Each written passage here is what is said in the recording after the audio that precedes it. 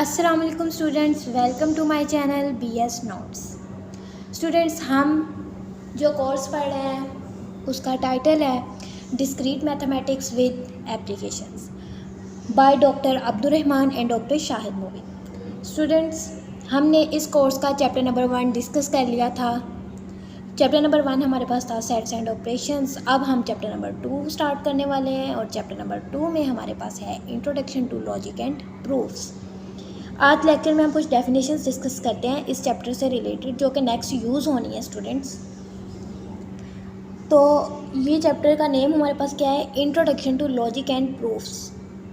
इसमें स्टूडेंट्स हमने सबसे पहले देखना है inductive and deductive logic. Induction, इसमें हमारे पास सबसे पहले क्या आएगा स्टूडेंट्स? इंडक्शन। हम पहले इंडक्शन देखने की इंडक्शन क्या है स्टूडेंट्स। तो इंडक्शन हमारे पास था the way of drawing conclusions from a limited number of observations और experiences is called induction. Students, अब इंडक्शन देखते हैं। अगर हमारे पास कोई भी ऑब्जर्वेशंस दी हुई हैं, कोई ऑब्जर्वेशन दी हुई हैं या कोई भी डेटा दिया हुआ है और हमने उससे कोई भी कंक्लूजन ड्रा कर लिया है, तो वो हमारे पास क्या होगा? इंडक्शन। अगर कोई भी ऑब्जर्वेशंस हैं, लिमिटेड नंबर ऑफ ऑब्जर्वेशंस या कोई डाटा दिया हुआ है किसी भी फॉर्म में, तो हमने जब उससे कोई भी ड्रा करना है कंक्लूजन, तो वो हमारे पास होगा इंडक्शन। हम अब देखते हैं, एग्जांपल देखते हैं इंडक्शन की। स्टूडेंट, अगर हमारे पास एक बंदा है, वो ना पेंसिलिन जो है वो लेता है, ठीक है, वो दिन में 1 से 2 मरतबा जी पेंसिलिन ले लो, लेकिन जब भी वो पेंसिलिन लेते हैं तो उसके बाद फ़ौरन उसे किसी भी किस्म का ना कोई रिएक्शन शो होता है उसकी बॉडी पे, या उसके जैसे भी उसे कोई ना कोई रिएक्शन कोई शो हो रहा है। तो अब वो रिएक्शन मतलब कि कुछ रिएक्शंस पॉजिटिव भी हो सकते हैं, नेगेटिव, लेकिन उसे मतलब कि उसकी बॉडी पे कोई ना कोई नेगेटिव रिएक्शन शो होता है, जैसा कि कहीं पेन होने लग जाती है, ये कोई भी। अब जैसे अगर कोई गलत मेडिसिन यूज़ कर लें तो तब भी होता है ना।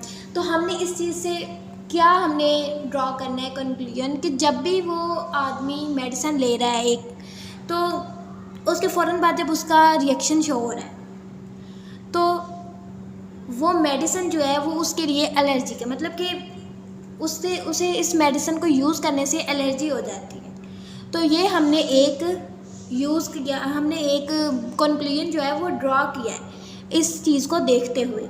लेकिन कुछ लोग ऐसे भी होंगे जो पेंसिलिन लेते होंगे लेकिन उन्हें कोई भी रिएक्शन शो नहीं होता होगा, उन्हें कोई और प्रॉब्लम नहीं होता होगा। तो एक बंदे को ये प्रॉब्लम हो रही है, तो हमने जो इससे कंक्लूजन ड्रा किया वो हमारा इंडक्शन है। नेक्स्ट हम देखते हैं डिडक्शन। डिडक्शन क्या है? Deduction the way of drawing conclusions from premises. Student, पहले हम देखते हैं प्रीमाइसेस क्या है। A statement on which reason based, वो स्टेटमेंट या कोई वो बयान जो किसी रीज़न की बेस पे हो, जिसके पीछे कोई रीज़न हो, जो हम किसी रीज़न की बेस पे हमने कोई कंक्लूजन निकाला हो या कुछ भी किया हो, रीजनिंग बेस जो होगा वो क्या होगा? प्रीमाइसेस होगा। और हमें ये पता हो कि वो ट्रू है, तो वो हमारे पास क्या होगा? डिडक्शन होगा। स्टूडेंट्स, हम डिडक्शन की एग्जांपल देखते हैं। डिडक्शन की एग्जांपल है हमारे पास all man are mortal. All man are mortal, तो ये एक ट्रू है, ये कभी भी फॉल्स नहीं हो सकता कि तमाम लोग जो हैं वो, तमाम आदमी जो है वो फ़ानी है। तो हम सब भी आदमी हैं, मतलब कि हम सब भी तो है ना, तो हम सब फ़ानी हैं। तो ऑल मैन आर मॉर्टल ये एग्जांपल है डिडक्शन की, क्योंकि ये एक ट्रू है, इसमें कोई भी झूठ नहीं है, ये कभी भी ये स्टेटमेंट फॉल्स नहीं हो सकती, इसलिए ये डिडक्शन है। स्टूडेंट्स, नेक्स्ट हमारे पास आ जाती है डेफिनेशन पोस्टुलेट की। Postulate a statement which is accepted to be true without proof and is use to find the other conclusion. Student, ये पोस्टुलेट की डेफिनेशन है। पोस्टुलेट है क्या? वो स्टेटमेंट जो हम बगैर किसी विच इज़ एक्सेप्ट कर लेते हैं बगैर किसी प्रूफ के। जैसे हम कह देते हैं कि ये स्टेटमेंट ट्रू है विदाउट एनी प्रूफ, कुछ भी सोचे बगैर, किसी भी प्रूफ को देखे बगैर हम कह दें कि ये ट्रू है। And is use to find the other conclusion, और जिसे हम दूसरी मतलब कि और कोई दूसरे कंक्लूजन्स जहाँ पे हमने निकालने हो वहाँ पर हम ऐसी स्टेटमेंट्स को यूज़ करते हैं। और इन स्टेटमेंट्स को क्या कहा जाता है? Postulate. A statement which is accepted to be true without proof. दोबारा रिपीट कर रही हूँ, वो स्टेटमेंट जो हम किसी भी प्रूफ के बगैर, कुछ भी देखे बगैर हम कहते हैं कि हम उसे एक्सेप्ट कर लें कि ये ट्रू है, तो वो पोस्टुलेट होगा। पोस्टुलेट के बाद हमारे पास आ जाता है Aristotelian and non Aristotelian logic. तो पहले हम देखते हैं Aristotelian logic, deductive logic in which every statement is true और false, no other possibility. Students, वो डिडक्टिव लॉजिक जिसमें हमारे पास जो स्टेटमेंट है या तो वो ट्रू हो और या वो फॉल्स, या तो वो ठीक है या वो गलत है। नो अदर पॉसिबिलिटी मतलब कि हमारे पास कोई भी और पॉसिबिलिटी इसके लिए नहीं है।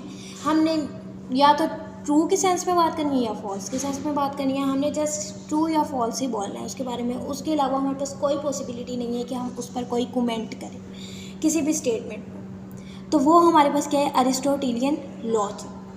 नेक्स्ट हमारे पास है non Aristotelian logic. Non Aristotelian logic student वो लॉजिक जिसमें थर्ड या फोर्थ जो है वो पॉसिबिलिटी आ जाए, मतलब कि ट्रू और फॉल्स के साथ कोई ट्रू और फॉल्स वाली तो पॉसिबिलिटी होती है, लेकिन कोई थर्ड और फोर्थ पॉसिबिलिटी कि हम उसके बारे में कुछ और भी कह सकें। लाजमी नहीं हमें या तो ट्रू कहना है या फॉल्स कहना है, उसके अलावा भी कोई और पॉसिबिलिटी उसमें आ जाए तो वो नॉन अरिस्टोटेलियन लॉजिक होता है। तो ये हमारे पास थी, पहले हमने इंडक्शन किया, फिर हमने डिडक्शन किया डिस्कस, फिर हमने पोस्टुलेट किया, फिर अरिस्टोटेलियन लॉजिक और फिर अब non Aristotelian logic. Students, next हम कुछ सिंबल्स डिस्कस करने जा रहे हैं, वो सिंबल्स जो कि लॉजिक्स में यूज़ होते हैं, जो लॉजिक में यूज़ होंगे, हम वो डिस्कस करते हैं। तो सबसे पहले सिंबल में हमारे पास आएगा, स्टूडेंट मैं आपको बुक से ये सिंबल्स करवा देती हूँ। स्टूडेंट देखें, सबसे पहले है और को हमने दो तरीक़ों से करना है। सॉरी, ये सिंबल है और, या ये वाला सिंबल या ये, जब भी ये वाले सिंबल आ जाएंगे ना तो हमने कहना है कि ये निगेशन का सिंबल है। निगेशन क्या है? नॉट। हमें पता है कि निगेशन वर्ड नॉट है, मतलब कि नॉट नफ़ी या नहीं। तो नेक्स्ट हमारे पास हमने नॉट को या निगेशन को इस तरीके से इस सिंबल से डिनोट करना है। फिर हमारे पास आ जाता है एंड को हमने कैसे डिनोट करना है? इस तरीके से डिनोट करना है, यूं करके, यूं कहना है। तो ये हमारे पास एंड होगा। फिर हमने देखना है कि हमने और को किस तरह डिनोट करना है। तो स्टूडेंट्स, और को हमने इस तरह डिनोट करना है। फिर नेक्स्ट हमारे पास आ जाता है इफ़, देन या इम्प्लाइज। इम्प्लाइज देख के हमें पता चल गया, क्योंकि इम्प्लाइज तो हम वैसे भी मैथमेटिक्स में यूज़ करते हैं। तो स्टूडेंट, इम्प्लाइज, इफ़ या देन, इनको हमने इस एरो के साथ शो करवाना है। कौन सा सिंबल इसके लिए यूज़ करेंगे? इम्प्लाइज के लिए एरो। फिर हमारे पास आ जाते हैं इफ़ एंड ओनली इफ़ और इज़ इक्विवेलेंट टू। जब ये दो हमने करने हैं, इफ़ एंड ओनली इफ़ या इज़ इक्विवेलेंट टू, तो तब हमने ये वाला सिंबल यूज़ करना है जिसके दोनों साइड्स पर एरो होंगी। नेक्स्ट स्टूडेंट्स आ जाता है P and Q. P and Q का मतलब पता है? ये देखिए, यहाँ पे हमने एंड को किया था ना इसके साथ डिनोट, तो पी एंड क्यू क्या बनेगा? पी एंड क्यू, तो फिर पी और क्यू तो यूं ही आ जाएंगे, दरमियान में एंड का साइन आएगा, ये सिंबल आएगा। तो वो क्या था हमारे पास? ये।